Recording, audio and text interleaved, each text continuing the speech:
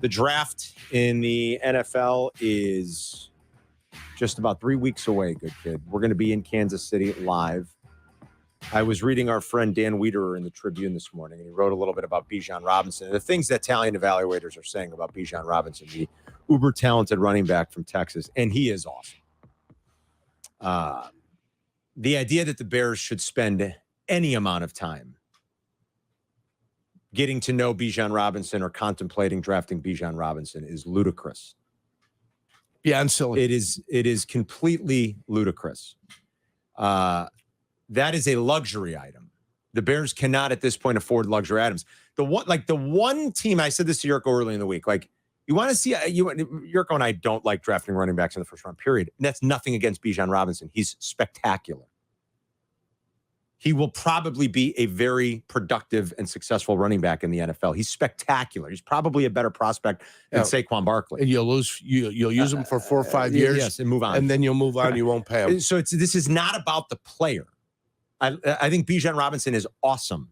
I thoroughly enjoyed watching him these last 2 years at Texas. A team like that, maybe you can make the argument, and I said this to Jurk earlier in the week, would be Detroit with its second pick.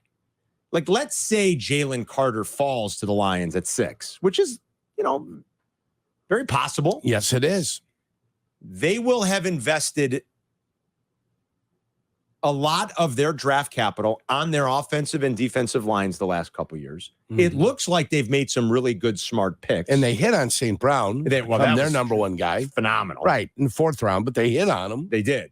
So if they get Jalen Carter and then at 16, Bijan Robinson is there, and a team like Detroit says, you know what? We've got Amon-Ra. We've got, why am I blanking on the Bama? Jameson Williams. Jameson Williams missed most of last year coming off the ACL. Yeah. They drafted him in the first round a year ago. There's a chance he's going to be really good too. They've got talent and lots of it. And they have it in some of the most important spots on their offensive and defensive line.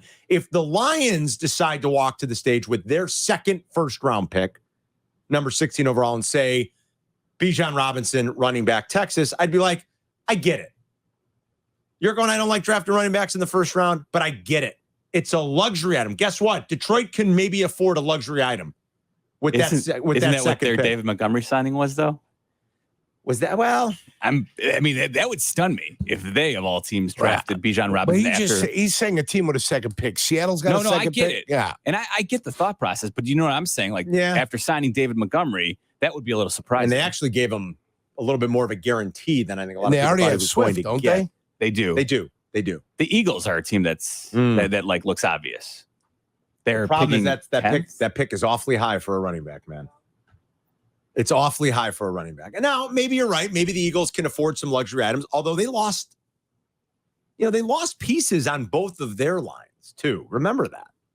And I think the smart teams know that's where they have to replace key losses. On the defensive line, though, they've got the guy that they drafted first last year that's coming back off of an injury, Correct. and they've signed some veterans back to 1-year deals. Yeah, they did. Well, they signed Cox for 1 more year. Right, and they signed Graham for one. Did they sign Brandon Graham for 1 more year? 1 more year. They brought him back for 1 more? Signed him back for 1 more year. Yeah. Yeah.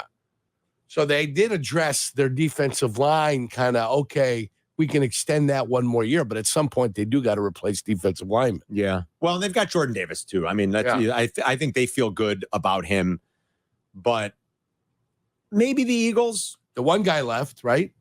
The 30-year-old Javon Hargrave left. Signed with Seattle? He signed with San Francisco. San Francisco. Got a big deal. That's it. Out west. Yeah. I knew he went out west. Yeah. Yeah, I don't think the Bears can have. The Bears cannot be messing around. Not a luxury. I don't think you can mess around with one of your second-round picks taking a running back. I think you'd be crazy if you're the Bears. You couldn't run the ball even though you're the number 1 running team in the NFL, the reason you couldn't run the ball with your running backs, your offensive line's not good enough. Khalil Herbert averaged 5 yards a carry. Yeah, Montgomery didn't. I know. I mean, Khalil Herbert averaged 5 yards a carry. What are we talking about here? He couldn't be a 3-down guy though. I know that's what they're worried about, right? Why couldn't he be a 3-down guy? Because when he goes, it's time to block a linebacker. He wants to close his eyes and turn his shoulder. That's a bad way to block. I like him as a running back. I do too. I know what you mean. I know what you mean. I think they'd like him to catch the ball better too. Montgomery could block. He just couldn't run the ball. Yeah, I like David. I mean, but yeah, But to play the role of devil's advocate here, okay, and because I'm with you guys, you know that.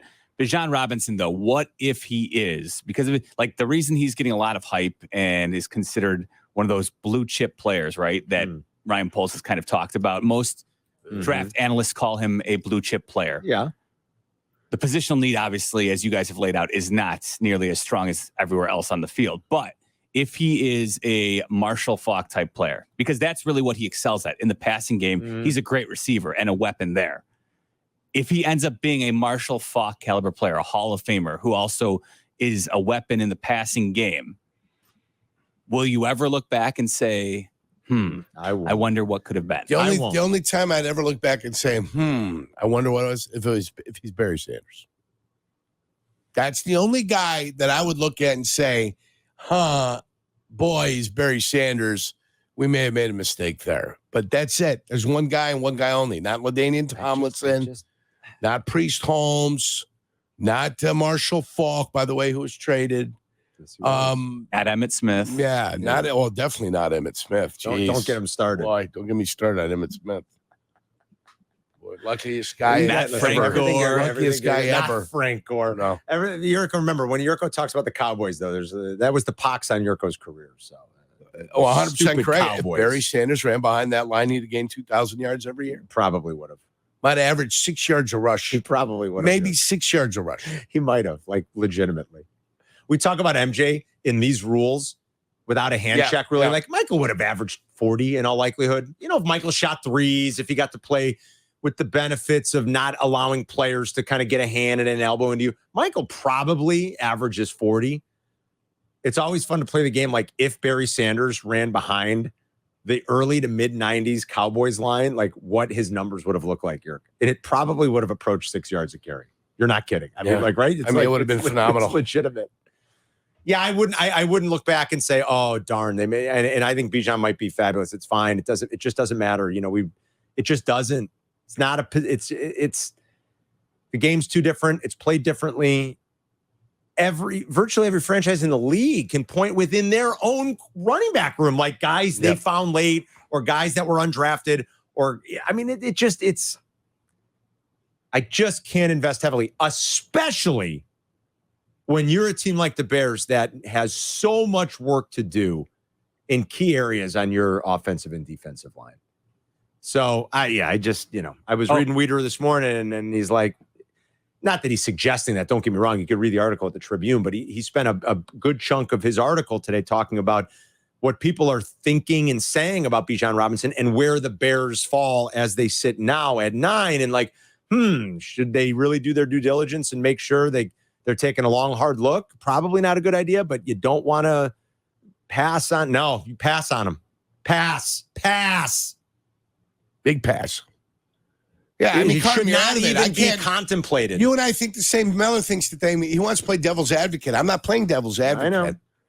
I'm saying be smart and be intelligent. That's what I'm asking you to be. Yes. And you got a running back in your room that averaged 5 yards a carry last year. And I don't care what anybody says. Well, you are what your record says you are. This was a 7-win team that underperformed last year. You think that, huh? 7-win team that underperformed. Yeah, I can point to 4 games right away now that they found ways to lose. We watched these games.